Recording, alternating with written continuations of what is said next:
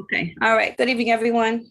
Tony Gonzalez, Chair of the Planning Board, calling together the meeting for October 3rd, Tuesday. The agenda. Hold on, first, I gotta read this little opening statement, sorry. This meeting is being recorded and allows for real-time public participation.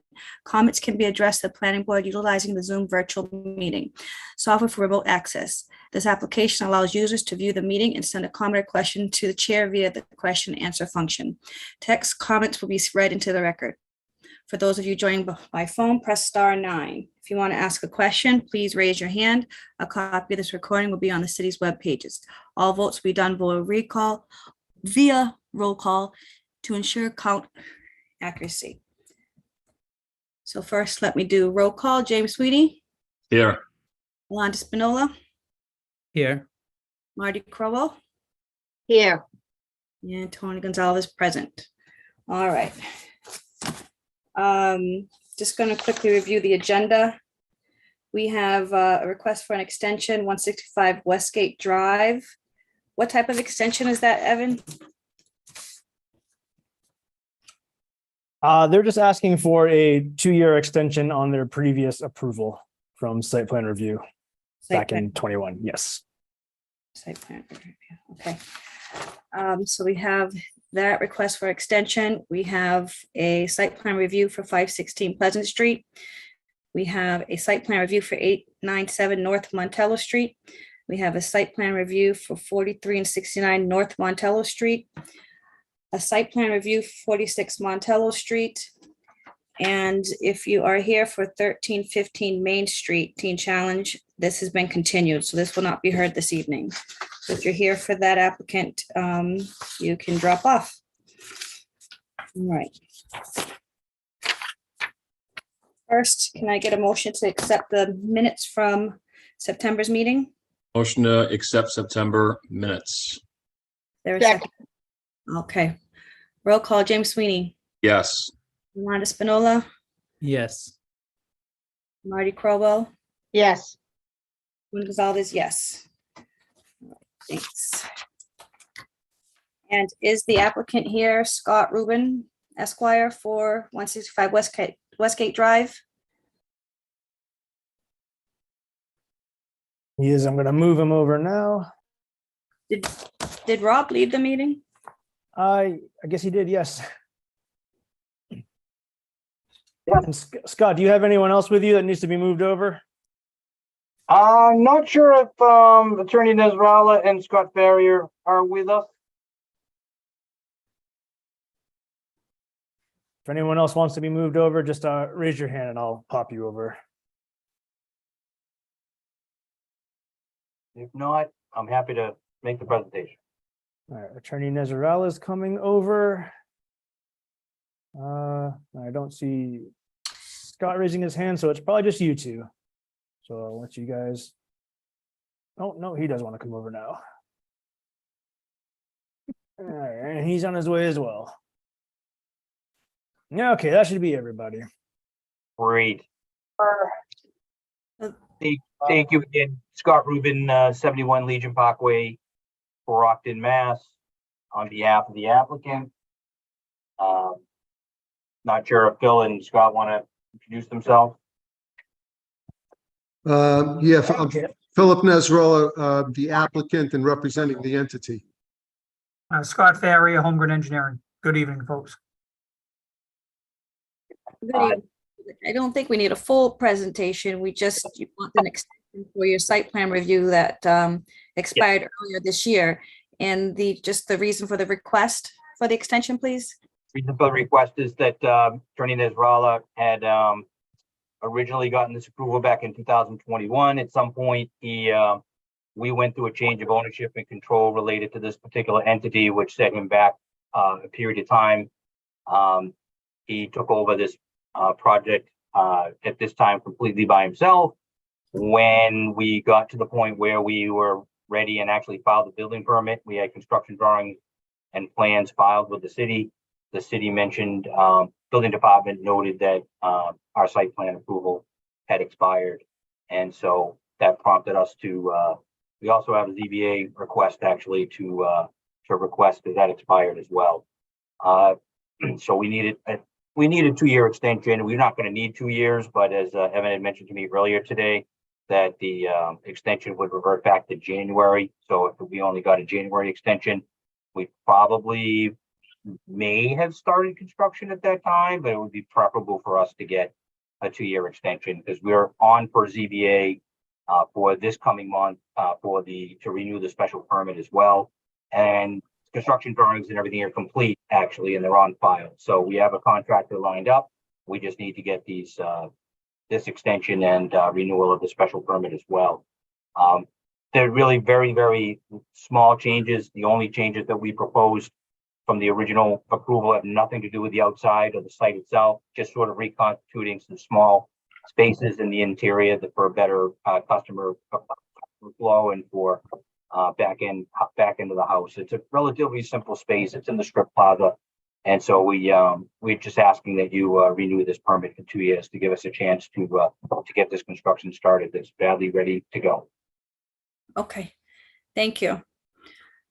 It seems pretty straightforward. Question from the board, or is there a motion? Motion to extend for 2 years? Okay, second, all right. Roll call, James Sweeney, Yes. Yolanda Spinola, Yes. you, Marty Crowell, yes, Tony Gonzalez, yes. All right. You're all set, gentlemen. Thank you. Thank you, folks. Thank you very Okay. much. No street acceptances, no zoning changes. Is the applicant here for 516 Pleasant Street? I will move him over.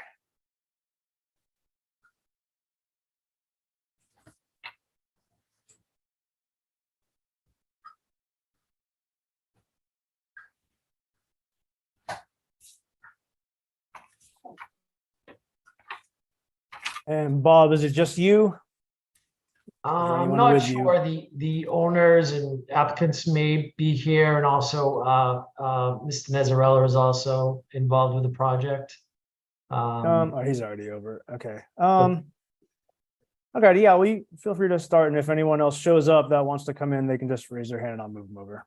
Okay, sure thing. So we were on during the last meeting, the planning board, and presented the project. And at that time, there was some discussion. We were originally proposing closing the curb cut, one of the curb cuts on, let me get the road. Not looking at the plan, on Wheeler Avenue. The project is at the corner of Pleasant Street and Wheeler Avenue. We'd originally proposed closing a curb cut on Wheeler Avenue and maintaining 2 curb cuts on Pleasant Street. Based on comments from the board, we closed one of the curb cuts closest to the intersection on Pleasant Street, and then moved the curb cut on Wheeler Ave down as far as possible down the property line to allow people to who want to head, I guess, south from the property to other areas of Brockton to exit out right onto Wheeler Ave and then head south from our project. And this would eliminate the curb cut closest, the 2 curb cuts closest to the intersection, which again would improve traffic circulation and kind of limit interactions of traffic entering and exiting both the intersection and the subject property. Yes, thank you very much for accommodating our request. We appreciate it. I don't have any questions. I recall this from last month. You met what we asked for. Planning board members, do you have any? Okay, if not, is this open for public comment, Evan? Yes, members of the public, if anyone would like to comment on this project, just hit the raise your hand icon at the bottom of your screen, or if you're on a phone, hit *9 and we will allow you to speak. Doesn't look like there's anyone who wants just to comment. Okay, close that section. Is there a motion? Well, I want to thank those guys for making those changes, and I'll motion to accept with standard conditions. second, All right, roll call, James Sweeney, Yes. Yolanda Spinola, Yes. Marty Crowell, yes. Tony Gonzalez, yes. All right, thank you, gentlemen. Thank you very much. Appreciate You're your time. welcome. Okay, site plan review for 897 North Montello Street. Now we have Attorney Scott Rubin again. Is he doing the presentation? Yes, so I got Scott coming over again. Here he is.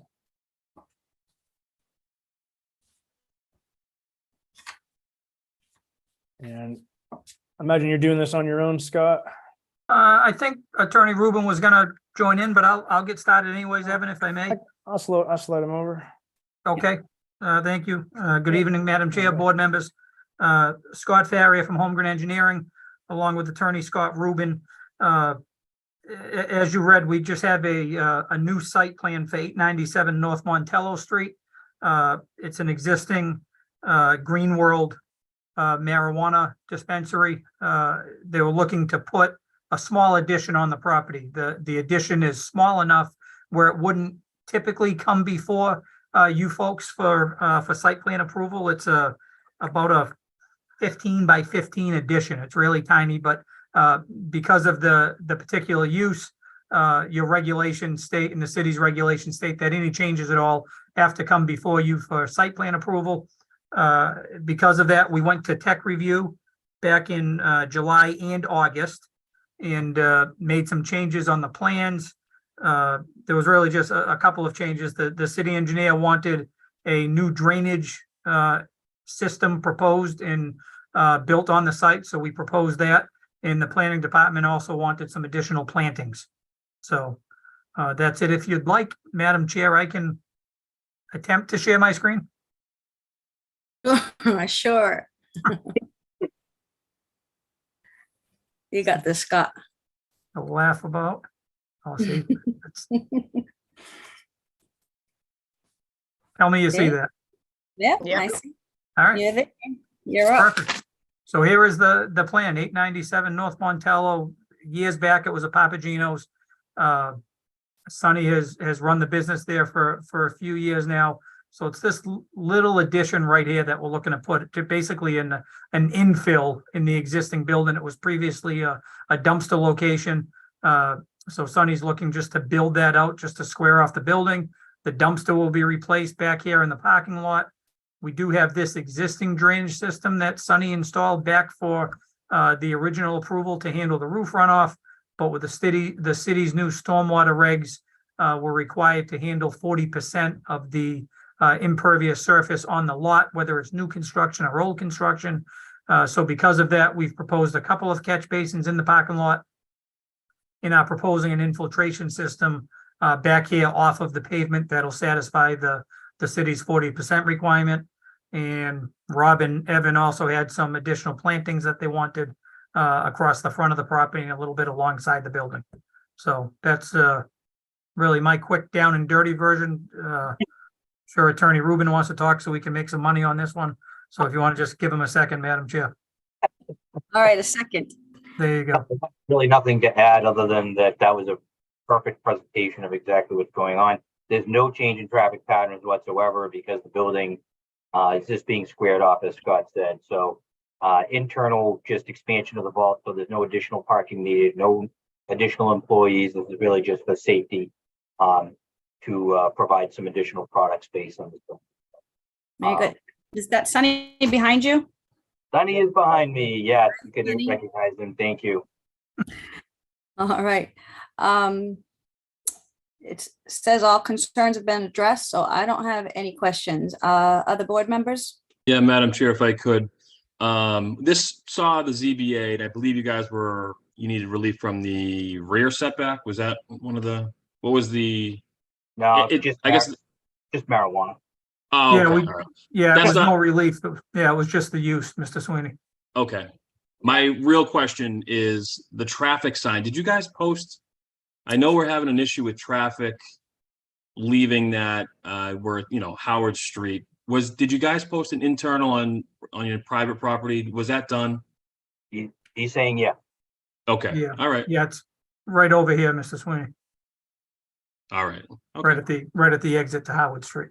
Awesome. Thank you. All right, other board members? If not, we'll open this to public comment. All right, members of the public, if you'd like to comment on this project, please hit the icon, raise hand at the bottom of your screen, or if you're on a phone, dial *9, and we will allow you to speak. And I don't see any hands. Okay, is there a motion? Motion to approve with standard conditions. second, Okay, roll call. James Sweeney, Yes. Yolanda Spinola, Yes. Marty Crowell, yes, Marty, Tony Gonzalez, yes. yes. Thank you. All right, you're all set, gentlemen. Thank you. Thank you, Bye. folks. Good evening. Good evening, Madam Chair. You're welcome. Good night. Thank you. Night Okay. now. Next is 43 and 69 North Montello Street Site Plan Review. John Creedon. Attorney Creedon and Nick, I see 4 of you here, so I'm gonna just, I guess, move all of you over and hope for the best. Mhm. Well, let's try one first, actually.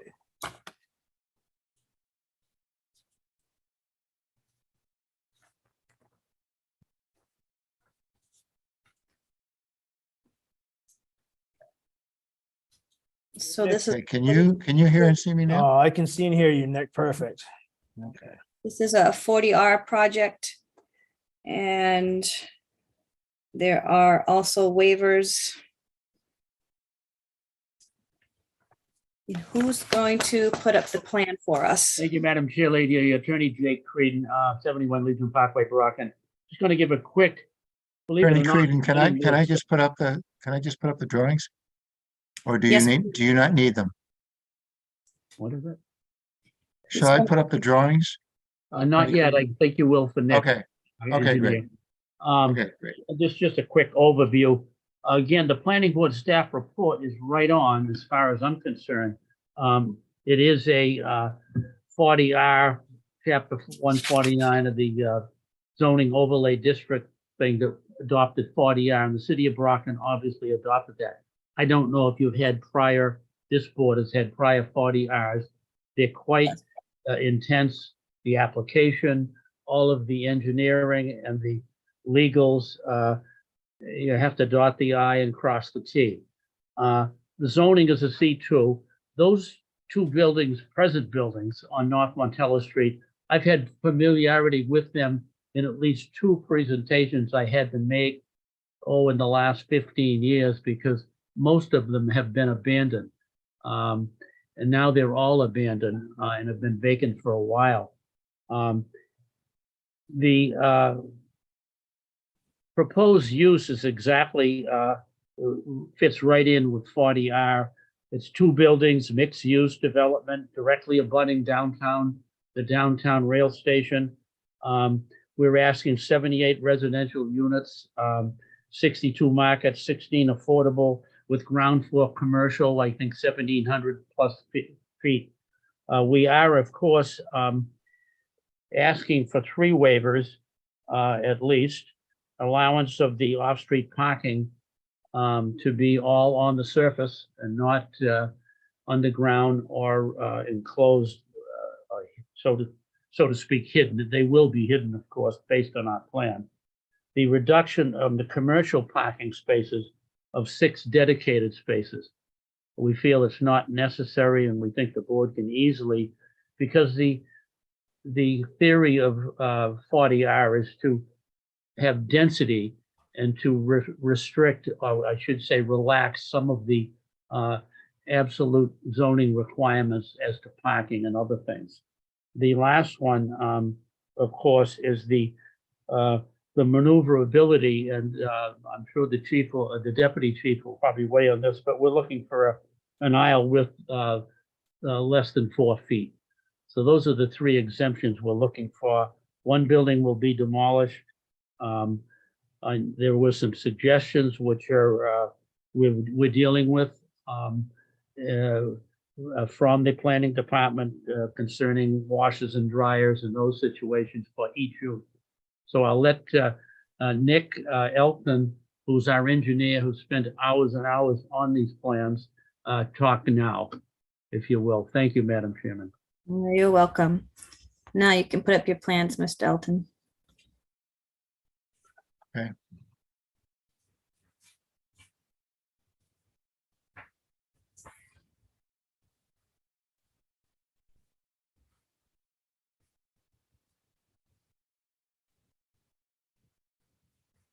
I'm sorry, excuse me, it's taking me a second here.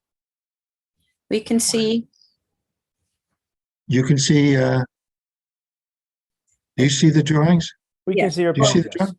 You do? Not yet, Okay. no. No? it's like the first page of it, yes. Yes, okay. Madam Chair, members of the board, I appreciate the opportunity to be able to present this to you. My name is Nick Elton. I am the architect on the project. And I will try to do this as quickly as possible to give you an overview of the project.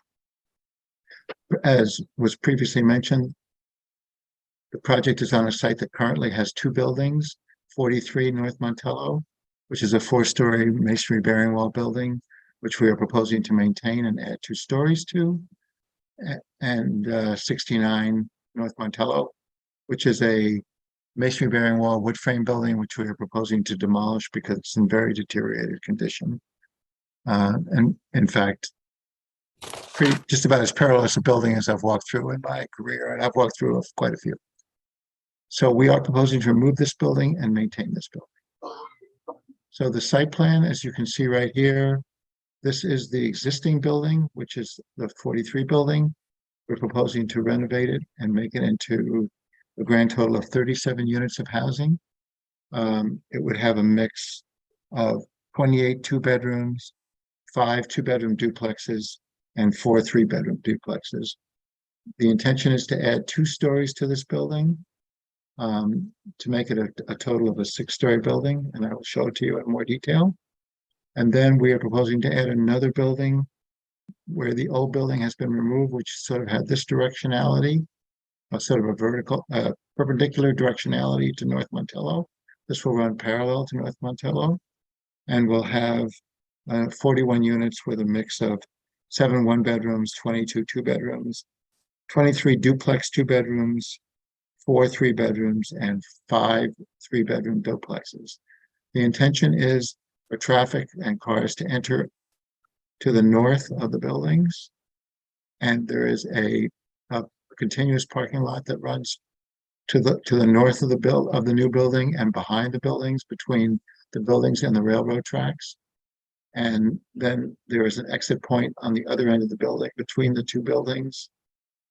And the parking lot has been sized in such a way so as to accommodate a fire truck turnaround, to allow for a continuous, to allow them the ability to reach all sides of the buildings and to be able to go in a continuous forward motion, to be able, so they don't have to back out to once the fire is extinguished or the emergency is done.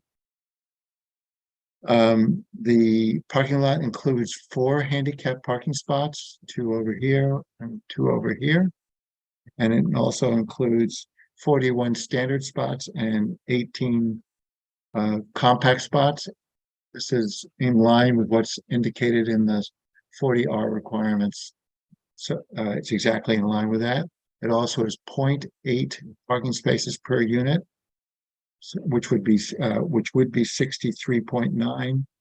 Sorry, which would be 62.9, and we have 63 here. And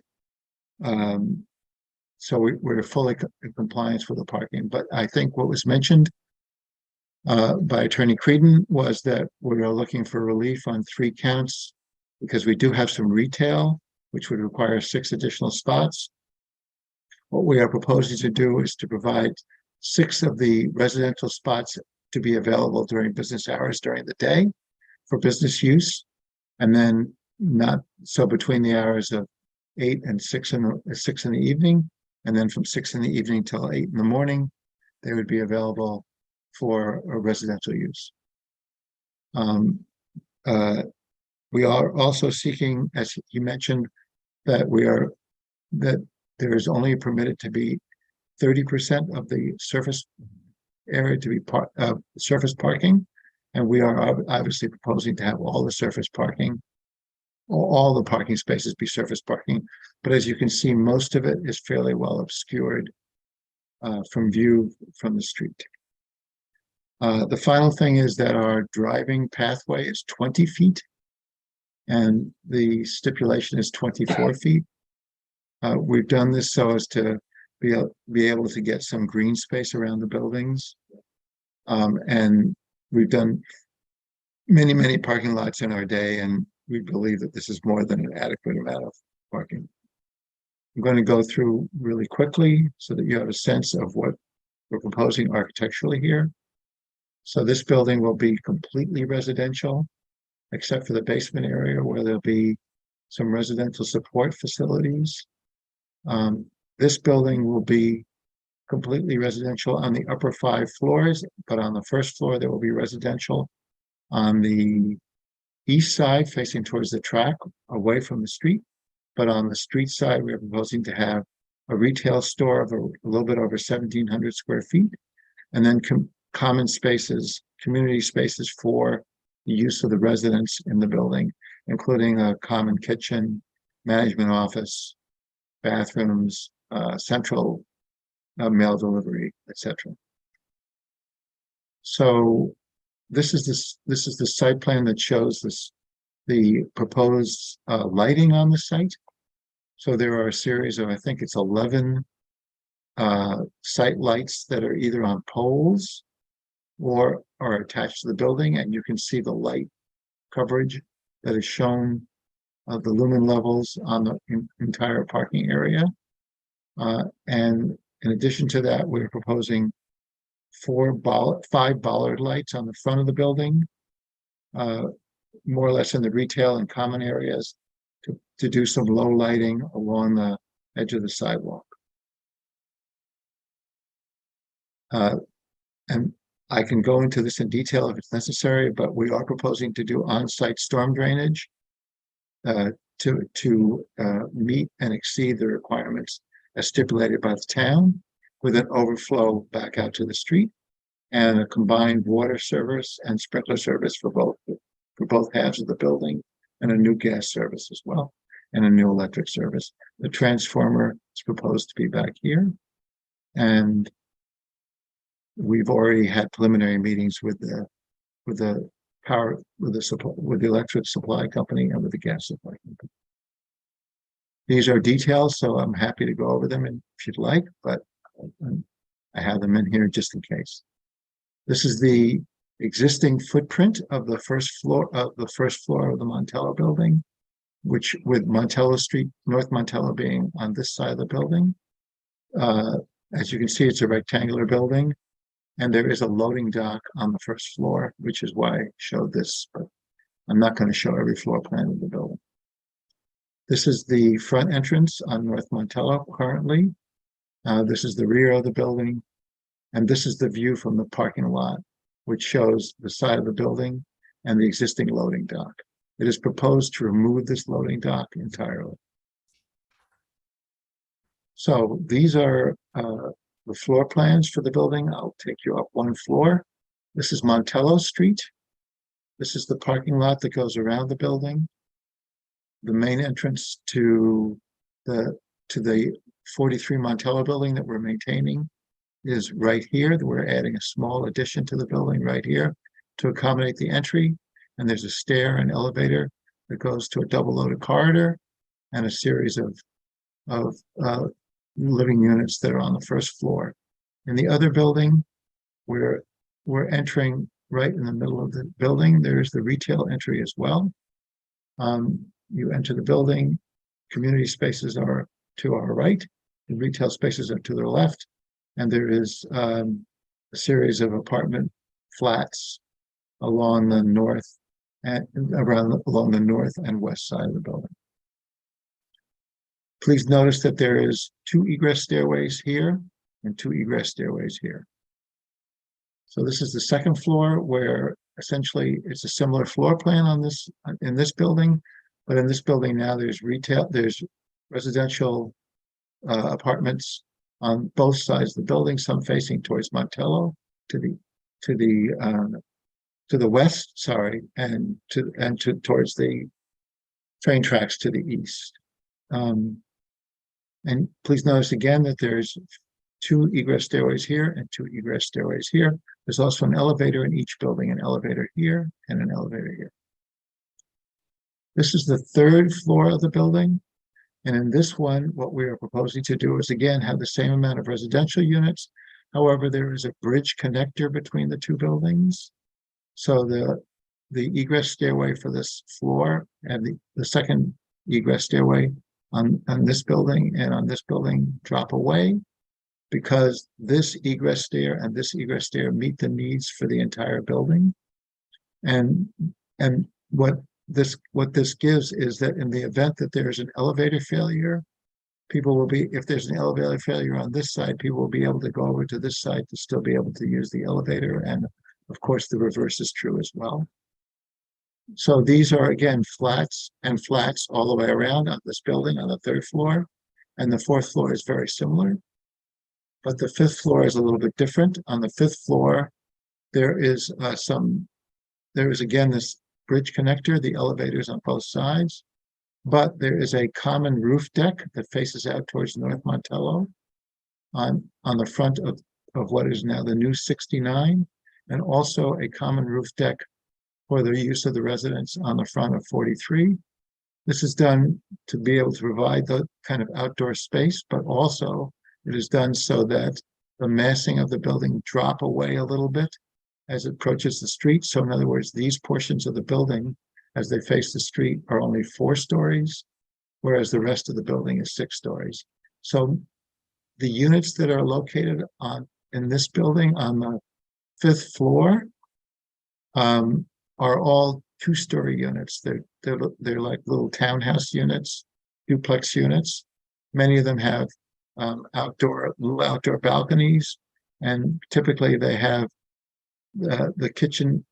In most cases, they have the bedrooms on the lower level, and then when you go up to the next level, they have the kitchen, dining, living room.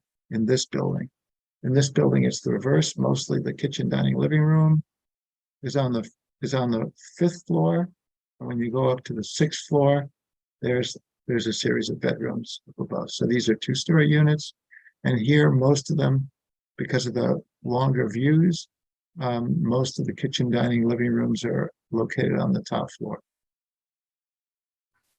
And the proposal is to have, in all the shaded areas that you see here, that these are proposed to be areas to have photovoltaic electric solar panels that will generate about 15% of the electrical use for this entire building. So this is a view of the building facing it from the front. As you can see, this is 43, which is the existing building right here, and the proposed 2-story addition with a common outdoor deck for the residents. And this is the new proposed entrance. You can see also that these are a graphic to represent the solar panels, and these are the 2-story units that are located on the 5th and 6th floor of 43 Montello. We are keeping the intention of these, or the appearance of these doors, but the main entrance will be over here. On the 69 building, the main entrance is in the middle, and there's a canopy. In both cases, there's a canopy here that covers you as you're entering the building. And this portion here is, we don't know exactly, but we're hoping to try to get a convenience store in here. It's 1,700 square feet, and they have additional storage area on the basement level to accommodate their needs. And over here is the common community space, and you enter in the middle. This center core here is where the stairs are, and the elevator is, all the elevator entrances face out here on the street. And you can see that the building is articulated with some bay windows facing on the street to break down the scale. There are bay windows over here and over here and over here. And this is the 4th floor common residential deck. So it sort of mimics what's in this building. And finally, these are the 6-story portions of the building. And it's important to notice that what we try to do is do the front of this building so it looks similar to the old 69 Montello, with a brick front and a similar cornice, etc. So as you can see, there is the proposal of a 3-story glass bridge that connects the two buildings. And that allows you to enter to the north of the building and come around and come back out between the two buildings so that there's continuous vehicular traffic. And I mentioned before, this allows for additional egress and duplication of the elevator use. This is the rear elevation. So looking at it from the train tracks, you can see it still has a fair amount of articulation at the back. Again, these are the flats on the lower 4 floors, and the upper 2 floors are the duplex units for this building. And the upper 2 floors here are the duplex units for this building. And these are the 4 stories down below. This is a cross section looking in the southerly direction. Sorry, said that wrong. Yes, this is looking in the southerly direction. So what you see behind this is for the existing building of North Montello. And sorry, this is wrong. This is the northern side of the new building. I apologize. So you would look at the northern side, which has that small portion that's brick, to look like the former 69 Montello, and it has a bay window on the side. And then what happens is that beyond it, you see the side of 43 North Montello and the addition up above. This is looking at the southern side of 43 Montello. So this is the existing building and pretty much with, of course, all new windows and fenestration. But it would be pretty much of an historic restoration of the building. And then above it are the 2 stories of duplex townhouses, many of which have balcony spaces that look out. Okay, this is a cross section through the bridge. And this is looking in a northerly direction at the other end of the new building. So the 4 bottom floors are the flats and the 2 top floors are the duplex. There's not a lot of penetration on this side. But this is the area where the 2 egress stairways are serving the building. And again, this is the cut through the bridge that connects the 2 halves. And this is similarly the same cut through with the egress stair with the entry lobby for the new building. And this is 43. So this is the historical restoration of this side of the building, plus the 2 stories of duplex additions up above. This is the outdoor space for the residents. And finally, these are some views of the building in a 3-dimensional aspect. So this is looking at it from the southeast on Montello Street. This is 43 North Montello with the 2-story addition. As you can see, it's set back from the street. This is the new 69 Montello building.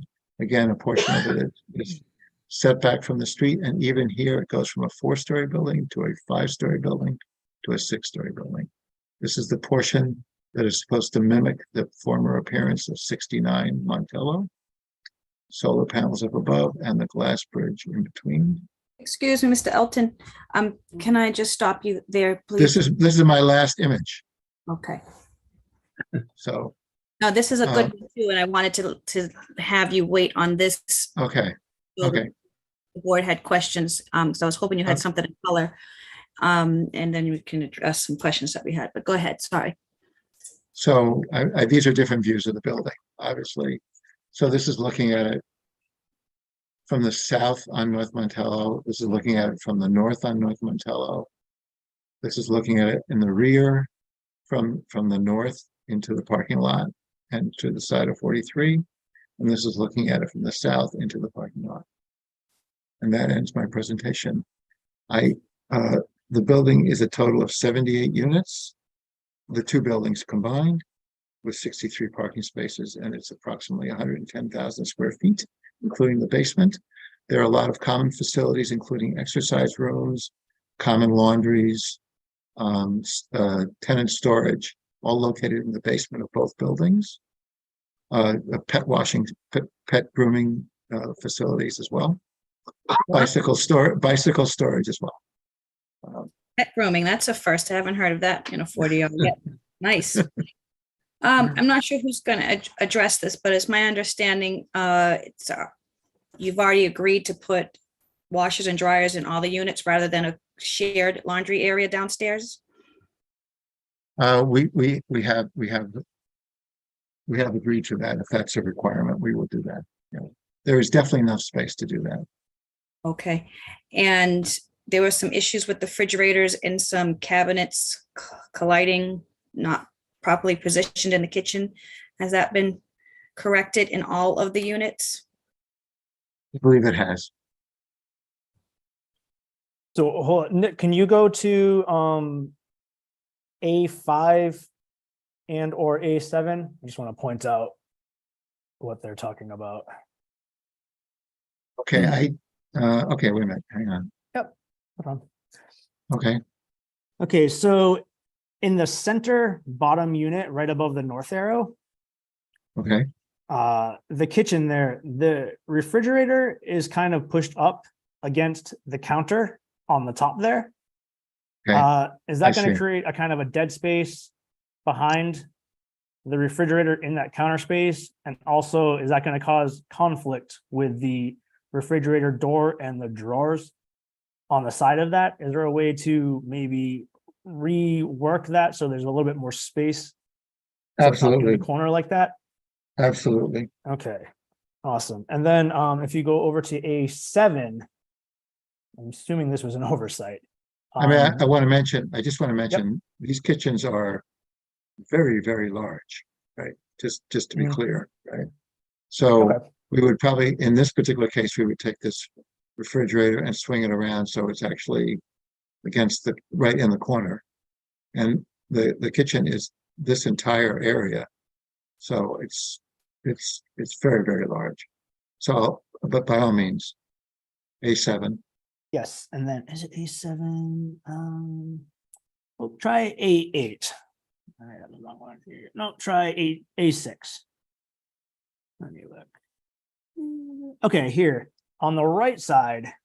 Let's go back to the kitchens on the all the way on the right, the two.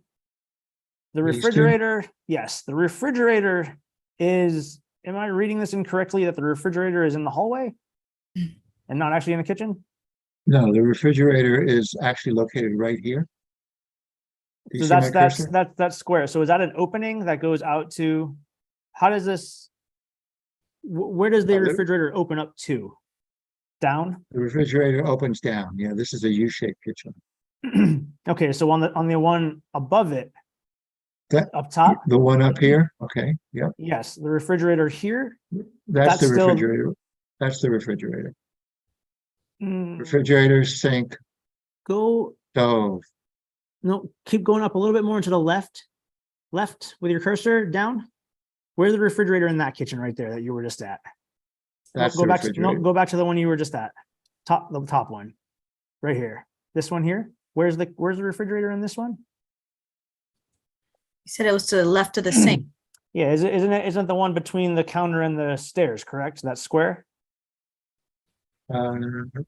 So just slightly to the left and down of your cursor? Well, you're absolutely, this is a graphic error. Obviously, we made a mistake, so. That's what we I'm can- assuming. We can, Yeah. we can Okay. definitely, I mean, again, these kitchens are large, so, I mean, there's not gonna be a problem with getting these in. This is a large unit. I mean, it's a 2-bedroom, it's over 1,000 square feet. So we're not gonna have difficulty. We can make that correction. And Evan, will you need the corrected plan submitted to the department? Yeah. However you remedy that, Nick, just send us over the revised ones that we can have stamped. Okay, for okay. those. And then, And the revision, of the roof access ladders and hatches.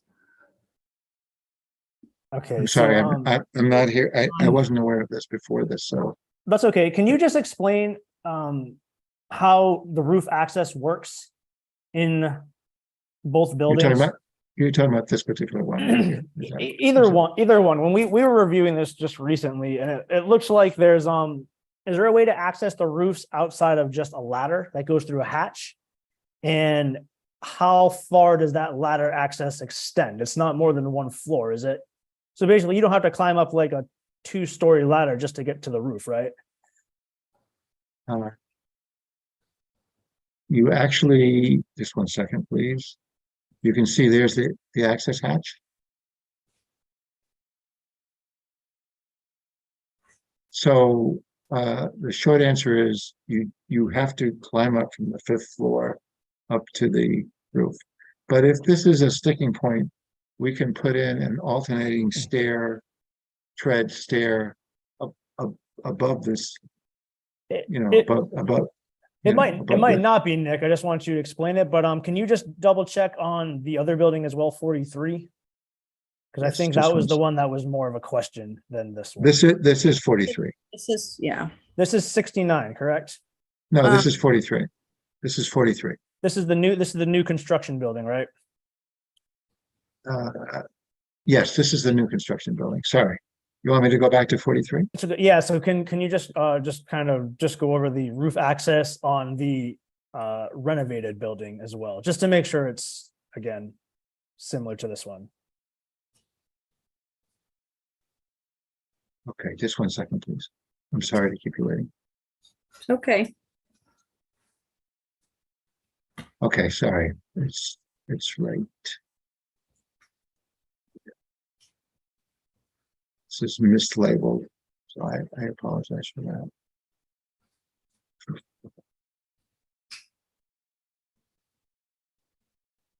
It might be A22. Right, okay. So the access is, there's an access ladder right here, and it goes up 2 stories.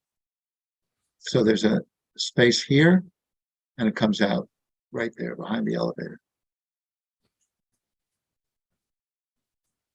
Okay, now is that 2 stories as I'm not a engineer or anything or a elevator maintenance mechanic, but is that gonna work fine for everything? Climbing up a 2-story ladder through a hatch?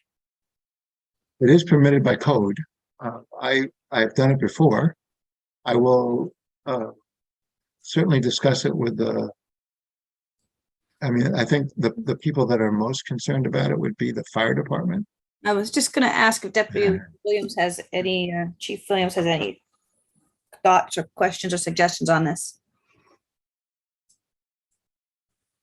This has been sized so that somebody with a full apparatus, oxygen tanks, et cetera, can go in a vertical manner straight up, and there's more than enough clearance. Because this is about 5 foot by 5 foot. Okay. The fire department's more apt to be just using our aerial ladder, which is much safer. But I'd be more concerned with doing maintenance on the roof, having someone climb up that might be a liability. So you mentioned, Mr. Elton, about a second option with stairs. Did you just say treaded stairs or something? There's a way that you can do alternate treads, which allows you to ascend much more rapidly, which we could look at. I think another alternative would be that we could sorry, let me go back down. But at this level, where we have direct access, we could put a ladder up the side of the building with a cage enclosure, so that it would be totally safe to be able to go back up there. Frankly, the reason that it's difficult for me because the upper 2 floors, the upper floor is entirely living units up above. So that's why we have this space that goes, there's no common space on the 6th floor. There's only common space on the 5th floor. And we're trying to take advantage of the increased area here. Nick, when you say alternating steps, you mean left foot is on one step, right foot's on another step? Exactly right. Yeah, we have that at 45 Petronelli Way, and that's a killer. I'll tell you, unless you're used to doing it all the time, you'll kill yourself during an emergency. I'll tell you that right now. Okay, so but this one meets code and it's sounds like a better option. The bit when it's time that they pull a building permit, this will be the building plans itself. We've scoured over by myself and the building department, and we'll make sure everything works for us at that point in time. I mean, it's to Okay. code, man. Assuming that we get approval today or in the near future, when this project proceeds, I would like to come in and discuss this with both the fire department and the building department. We did have a meeting about 6 weeks ago with chairs of various departments. It is my normal apparatus to come in and actually go over the whole thing, and if there are issues, I want to work them out. I don't want to get to the end and find out, oh no, this isn't going to work. I mean, this is not my first rodeo, as you may guess, and I've worked throughout the Commonwealth, and I prefer to come in early and often and just work it out. So I can guarantee that. But this is permitted by code, and we are trying to maximize the amount of residential area. So it's a little bit unusual because we have duplex units on the top 2 floors. So therefore, there's no common hallway on the 6th floor. And that's why the egress starts at the 5th floor. Okay,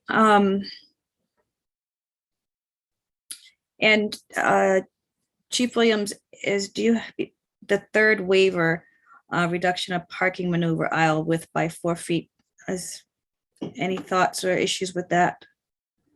So, Nick, you've done the swept path analysis, and I that was did. done with our largest vehicle that we I had on the did. sheet. I did. Okay. I The did. only And comment I I'm would happy. make is, I'm happy to go over it with you, okay, face to face. But and let me just take you back there. the 12-foot Take you- driveway, that would have to be marked as a fire lane because we couldn't have that crowded up by people parking there in the future. So, Right. It is the intention that that's what it's for. Frankly, the reason that there's a loop there is for you. I mean, that's the only real reason. Maybe the trash trucks too, but I think the trash trucks, there would have been a way to maneuver around and they could have driven back out. Because I've been here before with hook and ladders, and to try to get them to back out onto a street, forget it. It just doesn't work. right. So And That's what's the height going to be between grade level and the bottom of the bridge area? just 1 second. I'll tell you that.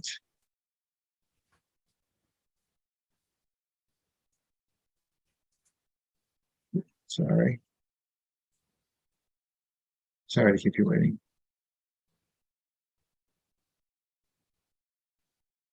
The approximate height will be about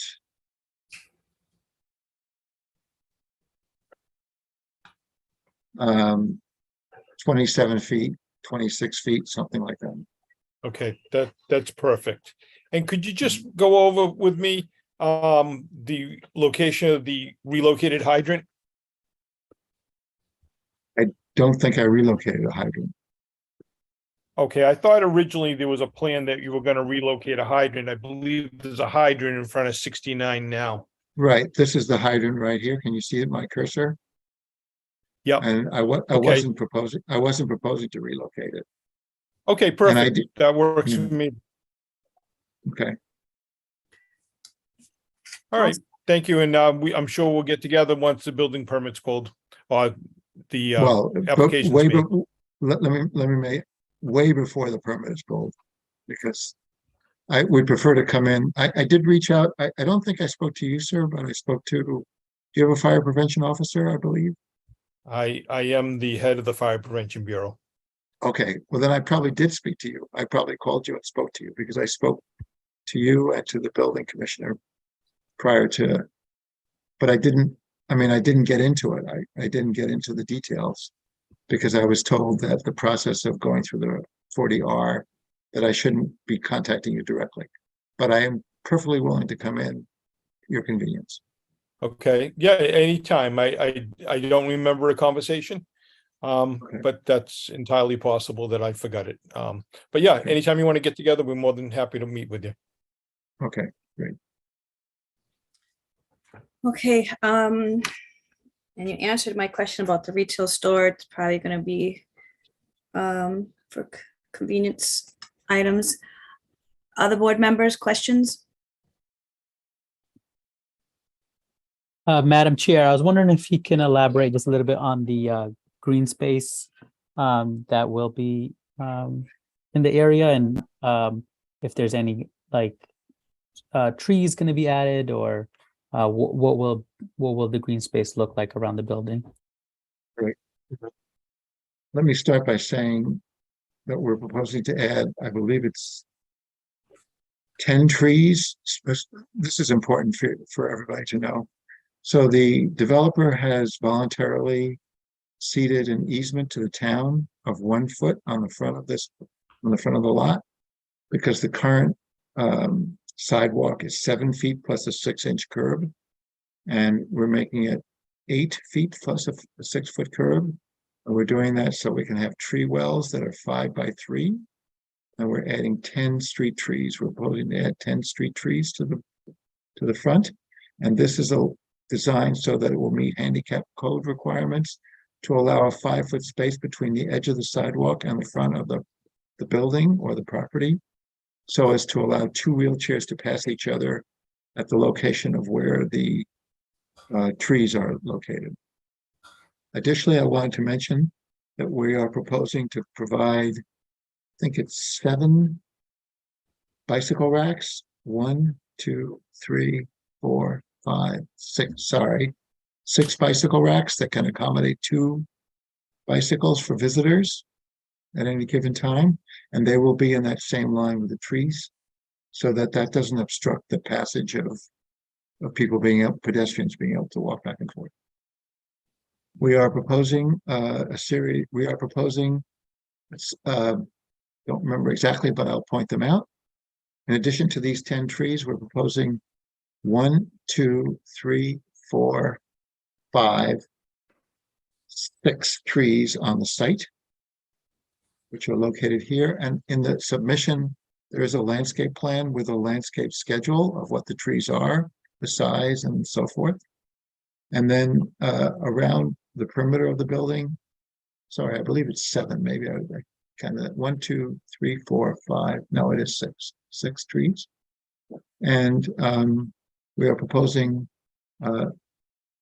landscaping all around the edge of the building, and pretty heavy, tallish landscaping bushes at the front of the building, at the front of the parking lot, to obscure the visual, in addition to fencing at the front of the parking lot, decorative fencing at the front of the parking lot.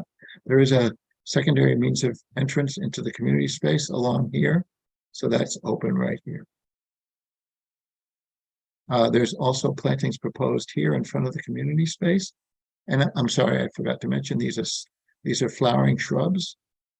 Flowering, I can't remember right offhand, and I'm sorry I don't have a landscape plan in front of me, but these are ornamental small trees. And finally, there are plantings proposed along the entrance, the new proposed entrance to 43, which you can see along this way, which are also bushes, a mix of different kinds of bushes. Does that answer the question adequately? Yes, great. Thank you. Appreciate it. Any other questions? Madam Chair, if I could, first of all, Nick, it looks like a very, Is there anything else? can you hear me, Nick? I can hear you. Okay. So first of all, it's a very very unique and a great I'm sorry, I'm not project. hearing anybody. I just want to make sure that I haven't lost. I'm speaking. Can you hear me? Okay, You I can't hear can't us? hear. Okay, might want to dial in. Okay, what am I doing? Can, I have lost you. I can't hear. Back in now, I think. I wonder whether I can't hear. look at the chat. I just sent something in the chat. Okay, maybe Mr. Creedon, you'll have to take over. Unless there's somebody Okay. else. What's your question, Okay, Jim? I'm very sorry, but I My can't hear anybody anymore, and I don't really know what to do at this point. so my first question would could- be, I don't have a function to chat or anything. I've lost all that. Okay, What I think I will do is close my.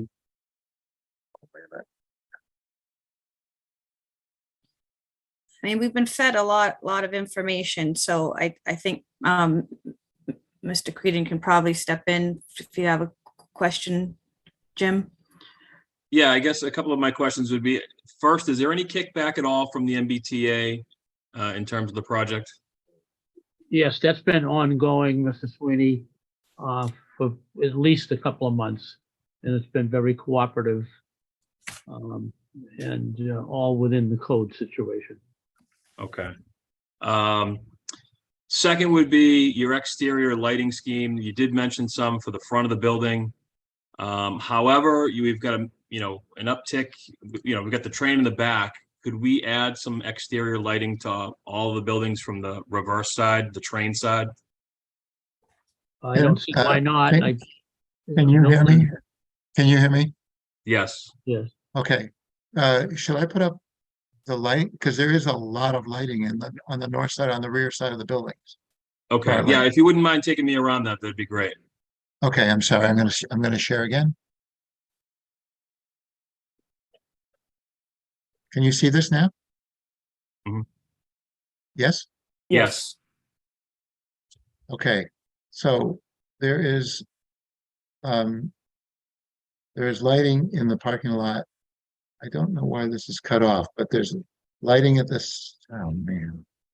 Lighting at the side of the building here.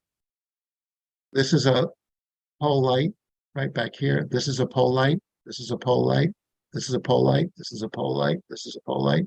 This is a pole light. And there are two lights attached to the side of the existing 43. So there's a significant amount of lighting in the back of this building, and the train tracks are right here. So Nick, my specific question is off the building, how it's projected off the building. Can we add something, Nick? You mean you're talking about off the building towards the train track side? Just on the building, lighting on the building so you can see it at night. Oh, okay. We certainly can add that. We haven't gotten to the point of designing the lighting on the building yet. Okay. But we certainly, but I will say this is going to be, we're trying to meet what they call passive house. And certainly it has to be minimum LEED gold standard. So we respect what they call night light or night sky lighting. So there'll be no uplighting. In other You words, could downlight it, right? You we could would downlight it. downlight it. We would downlight it, but we would definitely not uplight it. So, As long as you could see the building from the train is the objective. okay, yeah, we could. That's good. Hey, I want to show off my building. He's done a great job. So we want folks to see it, and that's what we want people to see when you come through Brockton. My last question, during construction, you're going to fence everything off during your building stage. Are you going to put an advertisement of what it is so that folks know what's being built? There'll be a project sign. Okay. All the way around, wrapped all the way around the fencing? I mean, we certainly can, if that's something that you want, we can certainly do that. I think it just looks cleaner while you're under construction if that's not an issue.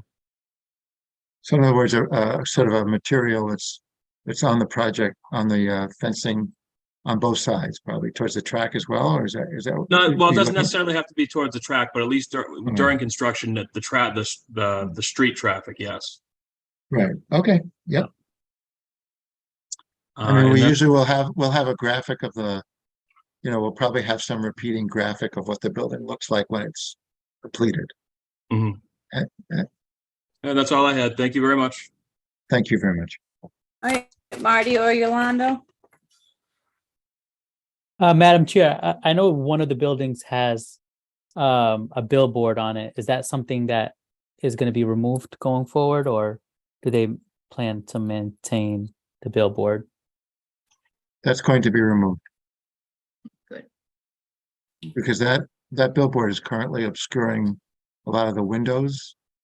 So it would make it impossible to put the living units in those locations. And also there's a small cell phone tower. I think it's outdated, but we're removing that as well. Great, thank you. Thank you. All right, any questions, Marty, before we move on? No, I'm good. It sounds like a beautiful project. All right, open to public, Evan? All right, members of the public, if you'd like to comment on this project, please use the raise hand icon or dial *9 if you're on a phone. And I see one person who would like to speak. So allow me to, let's see. Jed, can you unmute yourself? Yep. Can you hear me? All right, we can hear you. ahead. Great. Good evening, Madam Chair and members of the board. My name is Jed Horesco. I live downtown at the Soko Lofts at 147 Center Street, where I own a unit. I support this project, which may surprise some of you, but I support the project because it has 3-bedroom units and 13 out of 78 from my reading of the plans. And while that number is still low in my view at 17%, it is nevertheless a welcome step forward. And as you surely know, nearly every development that has come before this board in the last couple of years have all been 2-bedroom units or smaller, and all are rentals. And to that point, even where there were some 3 bedrooms, such as Impressive Flats down the street, there's only 4 of them in that development. As you know, we have a housing crisis in Mass and in Brockton. I would submit to you that it's not only about affordability, because, for example, we have families who do have the means to afford market units, but they just can't find one, right? They can't find one large enough for their family. And as well, as was alluded to, legally, this helps our city make progress towards our 40R requirements, the MBTA Communities Housing Law. And then lastly, I am the son of a historic rehab architect, and I believe that Brockton's old buildings are an essential part of our character. So I'm really, really relieved to hear that the existing building at 43 North Montello will be largely preserved. It looks great.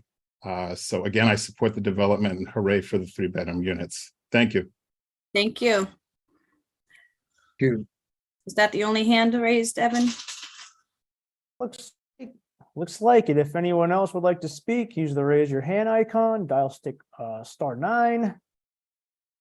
I don't see anyone else. And Madam Chair, if you just wouldn't mind for a second, as Nick said, he's gone back and forth with our department and the city departments pretty extensively. I'd say, for the past year or so? Yes, that's correct. Yeah, we've done a lot with this project. And again, like, our department really supports this as well. I would love to see it pass. Okay. That's all. All right, so first, we'll need a motion. Madam Chair, all of those issues that we had were rectified, right? As far as washer dryer. So we Yeah, don't necessarily have to gonna- keep that as a stipulation. So- We're gonna read them into the record and include the download. If you're gonna make a motion to pass, then include the downlighting to be seen by the train, and then the project sign wrapped around the fencing on the traffic side, along with the wash and dryers in each unit, revision of the location, refrigerators. A new site plan will have to be submitted to the department, and the relocation and setup of the roof access ladders and hatches. Although Mr. Elton said that They are good with where they're at as far as code, and then Chief Williams said during the permit process, they'll be looking at those. All right, so I'll motion to approve with those conditions. Madam I'll Chair second. Lady, could I interrupt just for a second? Are you gonna do the waivers separately, or do you want to include them? Yeah. The waivers will be separate. Thank you. Mhm. All right, there's a first, is there a second? I'll Second, second it. Okay, all right, roll call. James Sweeney, Yes. Ron Spinola, Yes. Marty Crowell, yes, Tony Gonzalez, yes. All right, now we have 3 waivers separate. First one is parking, allowance of 100% off-street surface parking. Is there a motion? I make that motion. Second. Okay, roll call. James Sweeney, Yes. Ron Spinola, Yes. Marty Crowell, Yes, Tony Gonzalez, yes. All right, another one for parking, reduction of 6 dedicated commercial parking spaces. Is there a motion? yes, I'll make that motion. Second. Okay, roll call. James Sweeney, Yes. Wanda Spinola, Yes. Marty Crowell, Yes, Tony Gonzalez, yes. All right, and the last one is for design standard, reduction of parking maneuver aisle width by 4 feet. Is there a motion? yep, I'll make that motion. Second. Okay, roll call. James Sweeney, Yes. Wanda Spinola, Yes. Marty Crowell, Yes, Tony Gonzalez, yes. All right, thank you, gentlemen. Thank you, members. Thank you of the so board. much. We really appreciate it. Thanks so much. Our thank you, ple- Mr. Elton, very much. Our pleasure, really. Last up, 46 Montello Street. It's a site plan review, and the representative is Farland Corp. Them over now.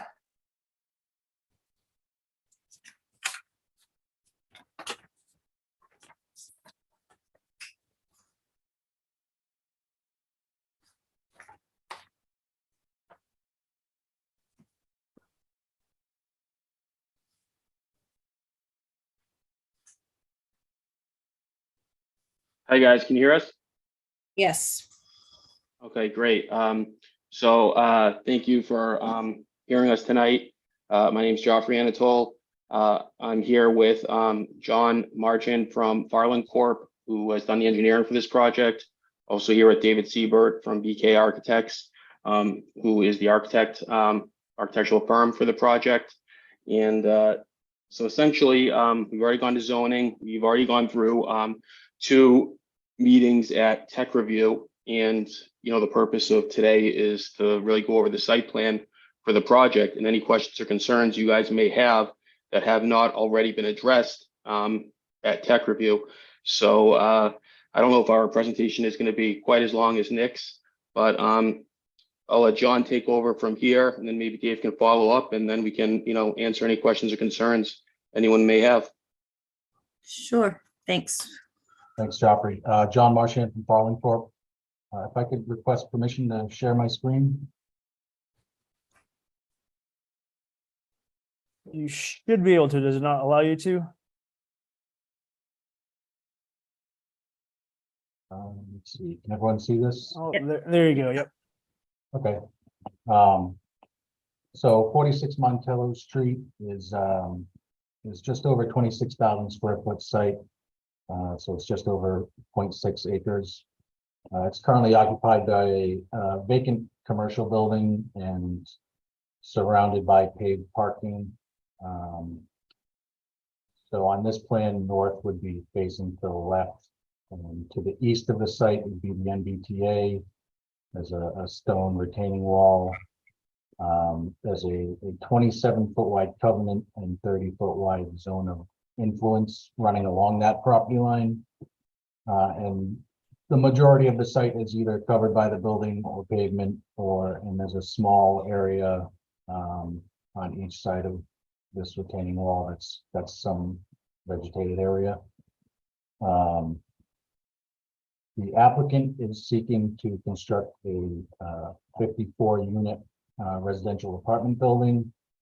We've got 2 proposed curb cuts one access into the site from the southern curb cut, wrapping around in front of the building to the exit for the second curb cut, exiting kind of on the center of the lot.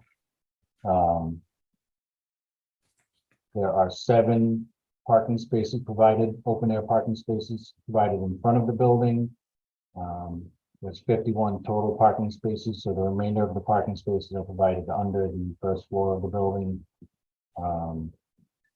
with some of the rear parking spaces sticking out from underneath the building, in the back of the building. As Joffrey had mentioned, we've received ZBA relief from off-street parking.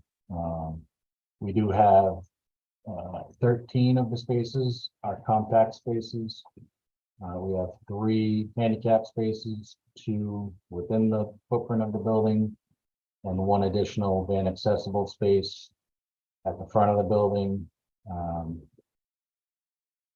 For utilities, the applicant is proposing water, sewer, and electric coming from Montello Street, also gas from Montello Street. Stormwater for the site will be collected. There's a trench drain in the back and some trench drains up front, which will discharge to a subsurface infiltration basin with some chambers.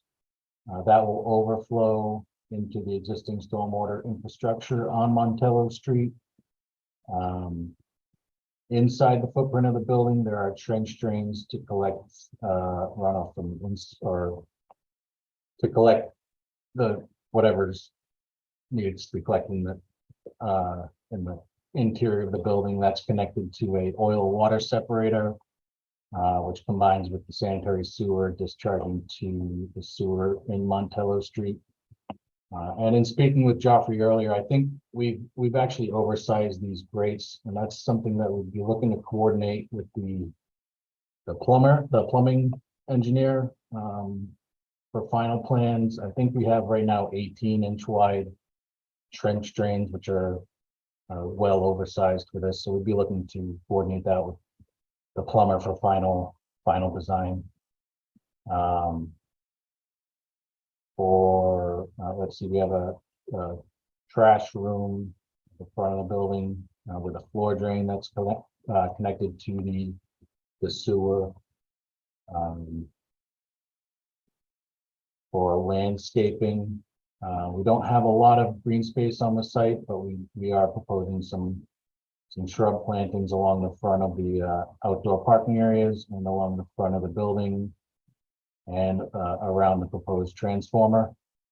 And we're also proposing a 6-foot-high black ornamental fence along the northern and southern property lines, as well as a smaller 36-inch black fence along the front parking spaces. As far as lighting, we're proposing some wall pack lighting along the front of the building here.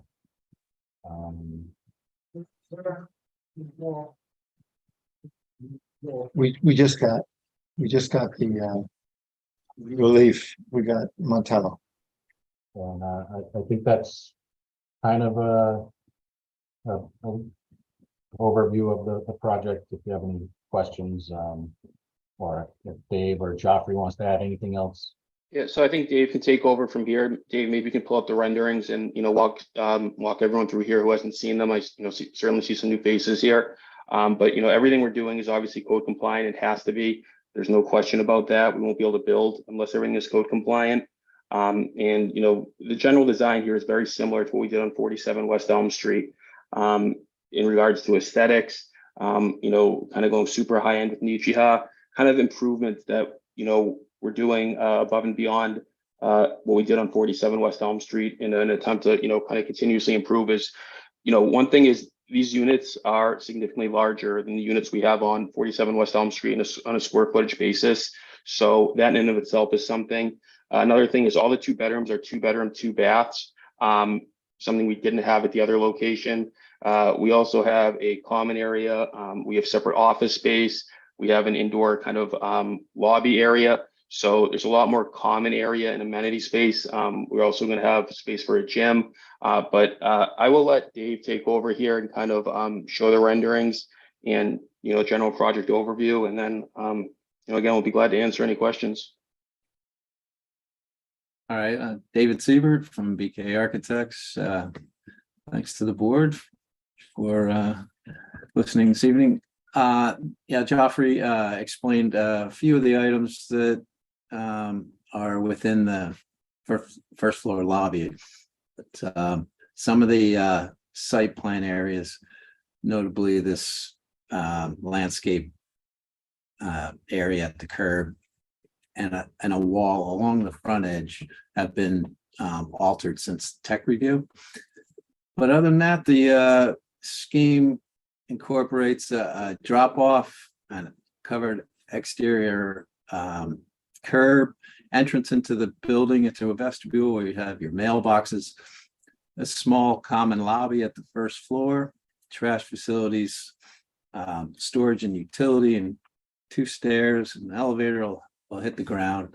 And then inside the enclosed garage is secure spaces for the 39 interior spaces of the garage.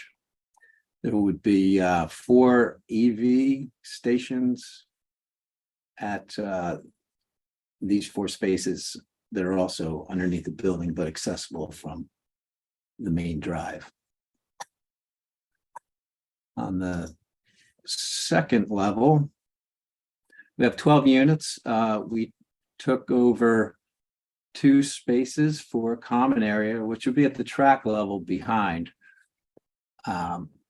So we have a small gym and a common lounge with some live work spaces for folks that would want to have an office space within the building itself, and a common toilet facility and a small kitchenette for any sort of private function that may happen in the lounge.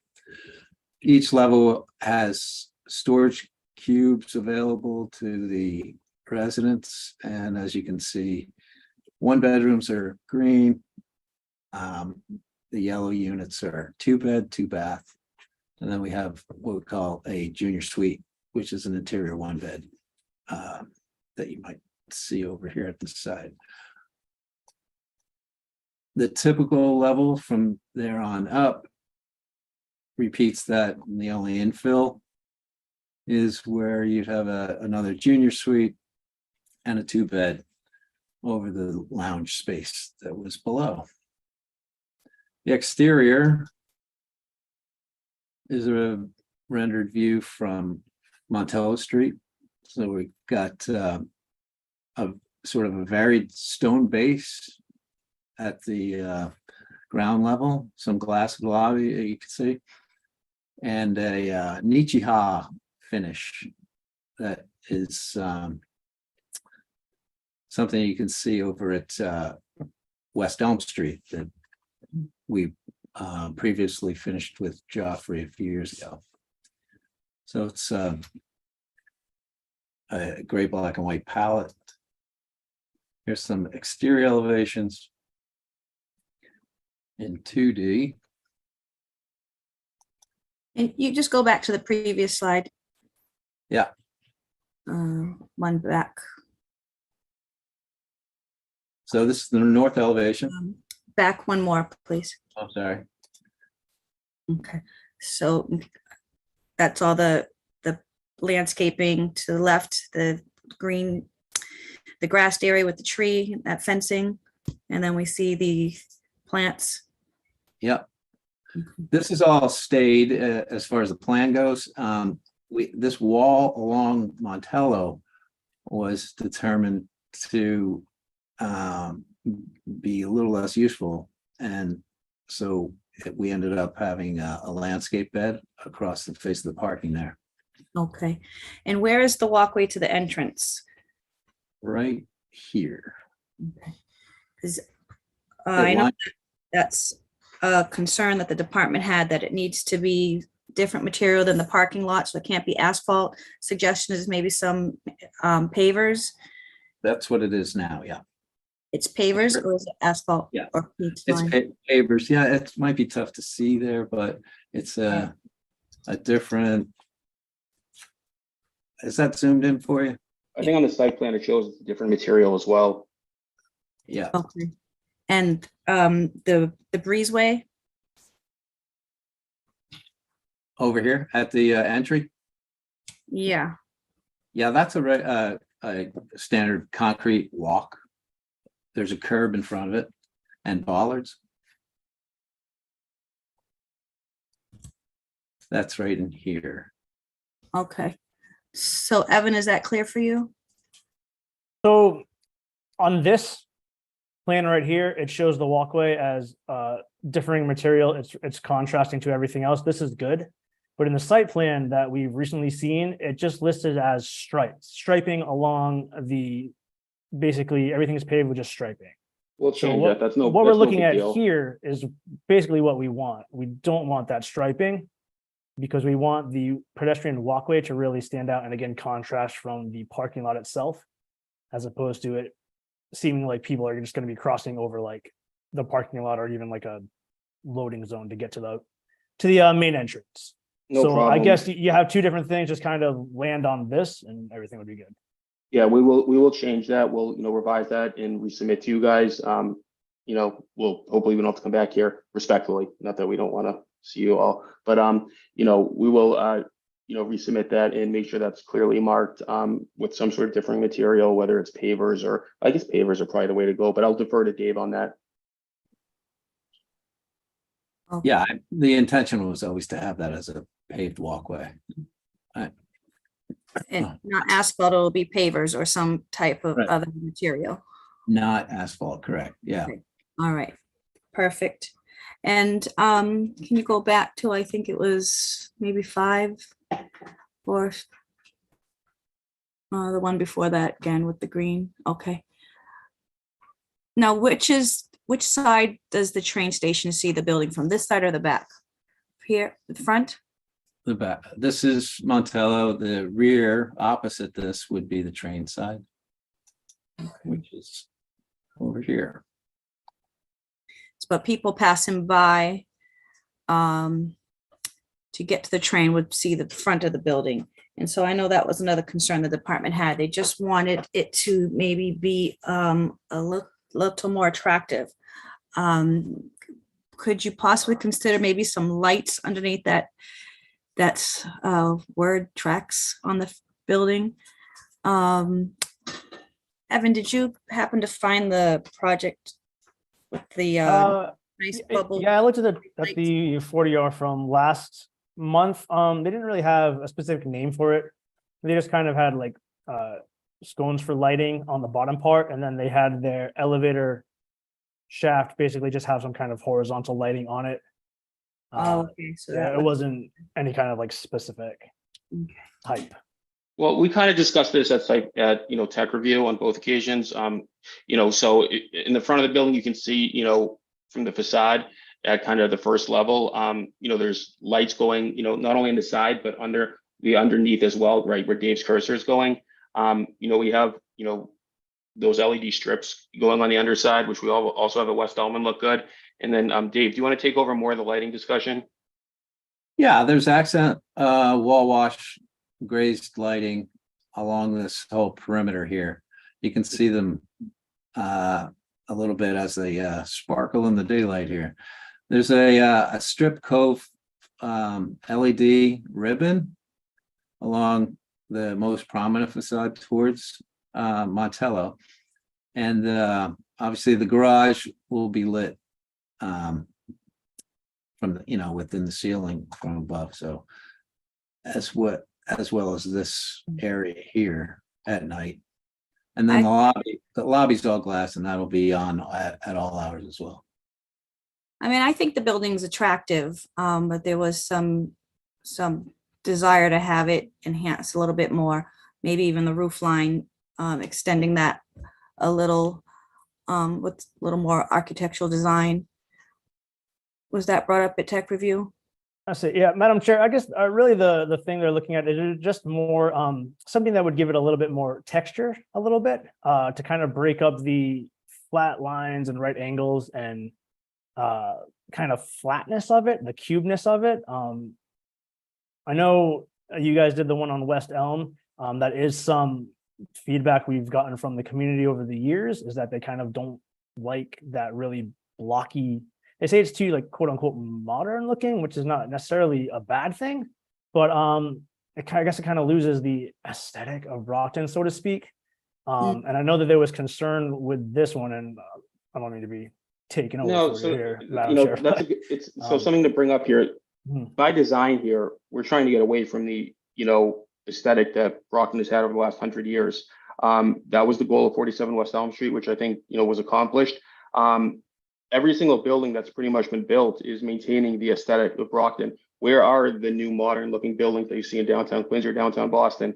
They're really not here. They're at 47 West Elm and they're going to be at 46 Montello. The two buildings that Ted's finishing up, Petronelli's a historic renovation. The other 50 unit building is historic. Pretty much every single development in downtown is historic, and you need to have some sort of mix of, I think, in my opinion, at least, modern and old. And I think we have, even the project that was just presented before us, they're saying they're going to try to, maintain the historic aspect of Brockton. And I think that's great, but I think you need to have some mix of modern as well. You can't have every building looking like it's 100 years old. And so the point of this is to be modern. The material is super expensive. It's complicated to install. We could do a, more older looking facade, but then I would potentially have concerns about, people being attracted to the building as well. It's right on the commuter rail. We're looking to attract a transit oriented, commuter, young professionals, and they want modern. So, respectfully, I don't have a lot of flexibility on this design. It's costing us 3 times the normal cost of siding by using the materials we're using. And actually, just to give you guys a little more feedback, the front, Dave, can you put your mouse around the front right side? That's kind of supposed to mimic a QR code, so to say. I don't want to promise anything here, but we're trying to figure out how someone could actually scan the front of the building, bring it to the building website. But the idea here is to be modern. It's not to maintain the old aesthetic, and that's by design. I hope that you guys are okay with that. No, I understand and I get your point. And I also understand the blockiness of their concern with the blockiness of the building. Can you do anything with the roof line? Well, other than going up or down, and down's not really an option at this point because we're sort of at the height where this parapet is really getting pretty tall as far as the allowable height of a building, but of this construction at least. And the stair tower obviously does go to the roof in this design. You don't really see it in perspective as you saw, but I suppose from a few views further out, you definitely see the stair tower and elevator popping up a little bit. Yeah, it's just a question of really raising the parapet. Dave, do you have the I'm looking at the other renderings we had from zoning. Do you have those up by any chance, or maybe I can share my screen to give the board a different perspective from a few different angles so they can see what people will be seeing? If you have them ready to go, sure. All right. Is it possible to let me see if I can share my screen? While you're sharing your screen, there is a comment. Someone is saying, an anonymous attendee, the color scheme looks as if they ran out of materials. It appears to look unfinished. So can you see I'll get to the color scheme in a second, actually, and there's a rhyme and reason behind it. So here's kind of some additional renderings from the street view. Here's another rendering from the back and kind of a rendering from the side. Again, very modern materials. So in regards to the color scheme, and Dave could probably talk about this more, but black and white is timeless, right? It's a timeless style that really doesn't go out of style. We could throw red, white, yellow in here. We can make it, appealing, but the idea is this is going to be, a landmark building for downtown Brockton. And one of the reasons we wanted to make it look super modern. Now, throwing in things that are kind of with the times, with the fad, was something we didn't want to do. We wanted to keep the building looking timeless over the years, and that's why we have a black, white, gray design. You know, that was popular 100 years ago, it's popular 80 years ago, it's popular 60 years ago, it's actually very popular now, and it's going to continue to be popular in the future. You know, if we throw in kind of, in my opinion, some sort of, and again, Dave can probably speak more on this, some sort of, if we make this more than what it is, I think it's too much, and it ruins the kind of simplicity of it, you know, from what we were trying to, you know, do here. But that's kind of just, the simple colors are by design. It's not that we ran out of materials. Right. Again, I think it's attractive, so. I mean, so, and then I don't know if I have any others here, but, you know, in the back here, we have a strip light, which is, you know, to represent the MBTA and the commuter rail as well.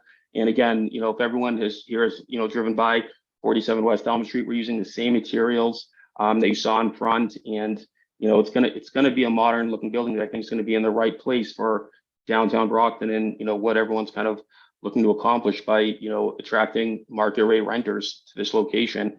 This is a 100% market rate building, and you know, we are happy with the aesthetic of it. I don't know, Dave, if you want to add anything else. I'm going to stop sharing. Dave, you can continue to share. Do you guys want to see anything more of this, or? Let me just open it up to the other board members to see if they had any questions. So we're not wasting your time. Yeah, Madam Chair, I guess the QR code piece of it, if you can elaborate a little bit more on that. I feel like all the other sides of the building look fine to me. I guess it's just more the part that looks more like a QR code. I feel like is the hope that people would take a picture of the building and it'll pull up information, or what? So I almost regret even saying that. You know, when we were initially doing the design, our idea was to go ultra modern here. And so what we're trying to figure out is if we could somehow get, you know, that side of the building where if you do snap it with the QR scanner, it would actually bring it to the website. I don't know if that's going to be possible. Right now, from, you know, when we initially went to zoning 2 years ago, between lawsuits, interest rates, and everything else, trying to make a QR code work on someone's cell phone is really, you know, at the very end of our list of to-dos. But the idea was, you know, again, trying to mimic something that's, again, modern, techie, you know, and, you know, just kind of trying to, just little cool kind of subtle features that, you know, people might appreciate. Just like on 47 West Elm, for example, I don't know if you know, if you look at the building, there's a huge 4 and a 7 in the front, you know, unless you're probably told that, you wouldn't notice it. But this is kind of one of those subtle features we're trying to put in there that, you know, you say, oh, that's cool. Okay. You know, it makes sense to me. But I don't know if we're going to be able to turn the front of the building into a QR code. I don't want to promise that. I'd be lying if I said we could do that. I mean. All right. Thank you. Other questions from the board members? Madam Chairwoman, I don't have a question, but I do have a comment. I think it's a beautiful looking building. And I for one agree with, you go to Boston, you see a mix of modern and classic, and the colors are certainly classic. I like it. Okay, good. Just my 2 cents. Thank you, Marty. Jim? Yeah, Madam Chair. Yeah, I think the building's outstanding. I know he's been through the gauntlet on this project. My only question would be any kind of exterior lights from the backside, from the train side, just to be consistent. Could we do that down, any kind of downward lighting, or maybe 1 or 2, whatever you think might work, but just some sort of to make it pop from the train? Dave, do you want to take that? You know. Yeah, I think that you know, grazing the vertical piers, if you will, along those edges would be plenty for that. There's a lot of glazing along that facade, but there are areas. Is your do you have the building up there, Geoffrey? Yeah, you want me to share again? Yeah. Okay, here, let me, yep. All right. And while you're sharing, I'm just gonna read from anonymous attendee exactly the QR code. A billboard would have to go through signage. He did explain it's not gonna have a QR code. It was just talking about being modern. Yeah, we're not doing a billboard here. We actually briefly looked into it. There's, you know, and you know, what we're told, there's only like 2 or 3 large billboard companies in the United States, but, you know, currently there's not enough traffic to, you know, substantiate the investment into a billboard. So that's, you know, off the table for us. That would have been an actual billboard at the train side. No, I was originally looking at an actual billboard, Dave. I don't know if I told you that, Right. but that's off the table. Yeah. No, that's what I'm saying. Yeah. So is there lighting in the back to? So, address yeah, Jim's- let me pull this up. So this is, this is the, You're almost there. yeah. Okay. Yeah, so I was mentioning there's obviously a lot of glass facing the east facade and the train tracks, but there are, a few bays where we could graze the side of the structure to give that a little pop at night. That would be fantastic. So what exactly are you calling it? Grazing? Yeah, it's just a term for lighting that illuminates the edge of a vertical edge. So So, it would be like a long accent light. yeah. So a long accent light on rear building. So should this get passed, that would be just one of the conditions to throw in there. Probably. Now you do it on both ends, or? I think we have space here, Dave. Do we have space to do it on both sides? Yeah, I think the wider base and maybe two, I'd like to space it out somewhat evenly, or at least as it makes sense with the rhythm of Yeah. the bay. Can't imagine you would destroy this beautiful looking building. Yeah, well, hopefully when it's full, there'll be a lot of lights on. Okay, are we ready to open up to public comment?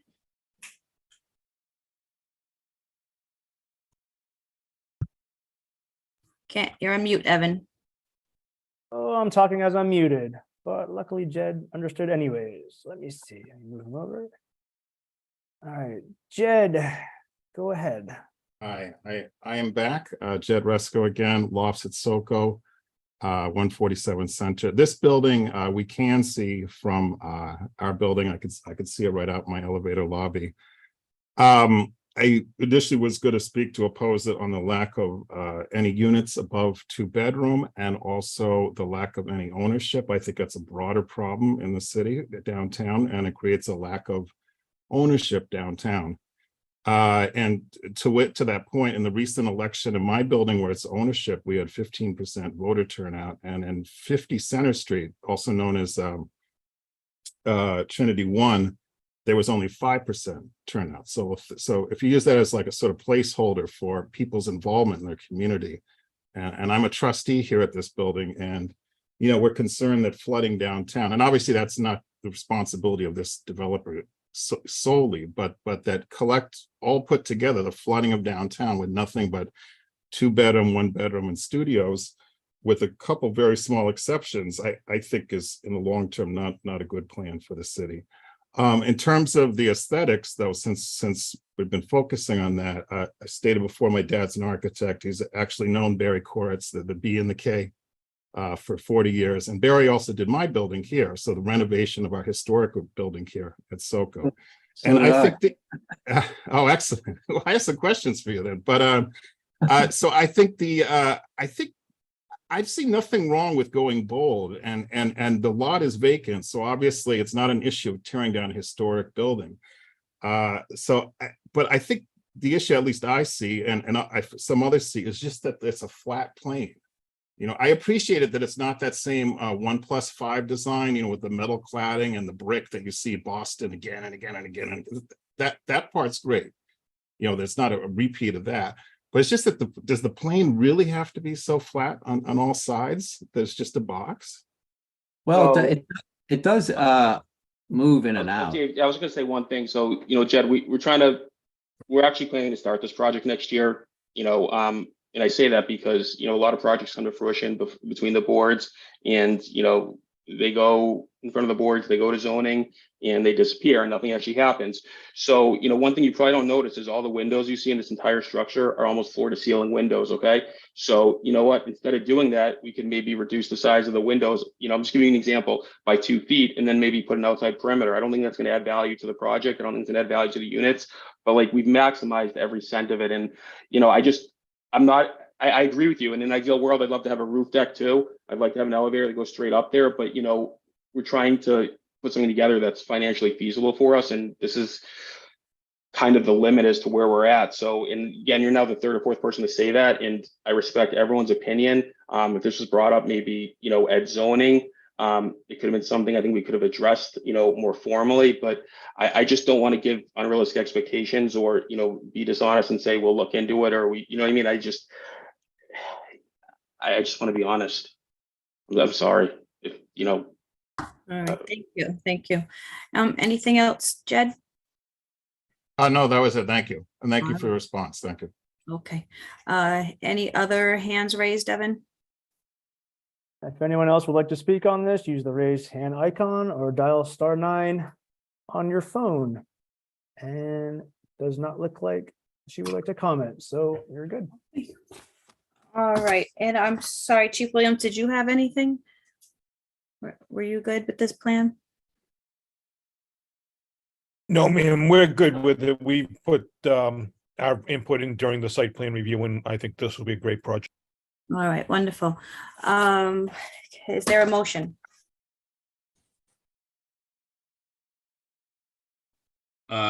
Motion to approve with standard conditions plus the following conditions. Sorry, but let me take that back. Are we adding on the breezeway, or was that settled? Or we're gonna add that stipulation on? The pavers are there and you wanted the, Yeah, the long accent lights at both ends, but I just wanted to make sure we were all set with the sidewalk in the contrast. That's you can good. put that on. You can put that on there. We're going to do it, but yeah, I mean, if you want to put that as a stipulation, yeah, please do so. That's no All right. problem. Sure. So a motion to approve with standard conditions and the following conditions: both breezeway and walkway connecting sidewalk to breezeway must be connected from the same paving material, but must not be the same material used in constructing the parking lot, with a clear contrast between the walkway and the parking lot. Also to include long accent lighting on both ends of the train side of the building. That would be the east elevation. East elevation. okay. Is there a second? Second, All right, roll call. James Sweeney, Yes. Yolanda Spinola, Yes. Marty Crowell, yes. Tony Gonzalez, yes. All right, congratulations, gentlemen. Thank you. Thank you so much. Thank you. So we'll resubmit, I guess, today's Tuesday. I don't know what Farland's schedule is, but I guess we'll just resubmit Evan to you within the next 4 or 5 days, I guess, or by Monday, Just maybe. whenever you Okay. you have the revisions ready, just shoot them over to us and then we'll do the whole stamp thing. Okay, and all that. great. Thank you guys so much. Thank you for your time. I know it's late. You're Good job. welcome. Thank you very much. And so before I adjourn this meeting, Jed did bring up some good points, and over the years, I don't know, I think this is my 7th year on the board. We've seen a lot of apartment buildings. They are mostly 2 bedrooms. Here goes another one with how many units? 54 units. I think we're saturated now with 2 beds. And I think that the department now needs to kind of take that into consideration as new applicants come forward and really push for 3 bedrooms, because Jed does bring up a valid point.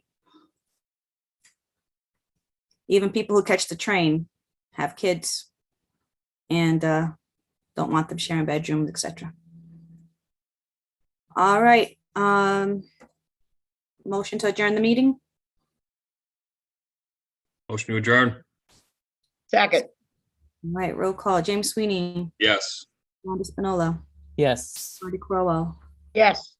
Tony Gonzalez, yes. Good night, everyone. Thank you.